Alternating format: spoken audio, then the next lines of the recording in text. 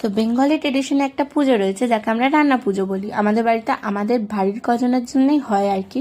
আর এই যে দুটো খুদে এসেছিল, আমার পুচকিটাও এসেছিলো, আর আমার ভাইপো ওর কাছ থেকে জাস্ট একটা চিপস নেওয়া হয়েছে বলে পুরো প্যাকেটটাই ফেলে দিল আর কি, খাবে না। তারপর পুজোর যে মেন ভাতটা সেটা নিয়ে আমার মা চলে গিয়েছিল। তারপরে যে ভাত হচ্ছিল এটা পরের দিন জল ঢেলে পান্তা হবে। তারপর কড়াতে প্রচুর তেল ঢেলে এই যে ভাজাভুজি করছিল আমার দাদা, হচ্ছে পুজোর মেন যে তরকারিটা হয় চচ্চড়িটা, সেটাই পাক দিচ্ছিল। কিন্তু ওর এতই দুর্ভাগ্য ছিল যে পায়ে ফোসকা পড়ে গেছিলো, পরের দিন বোঝা গেছিলো সেই ফোসকাটা।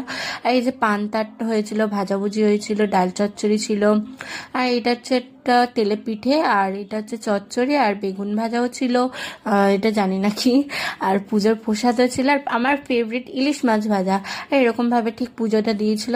আমি বেসিক্যালি বেশি খেতে পছন্দ করি না পান্তা, তাই অল্প অল্প করে নিয়ে একটু খেয়ে নিয়েছিলাম।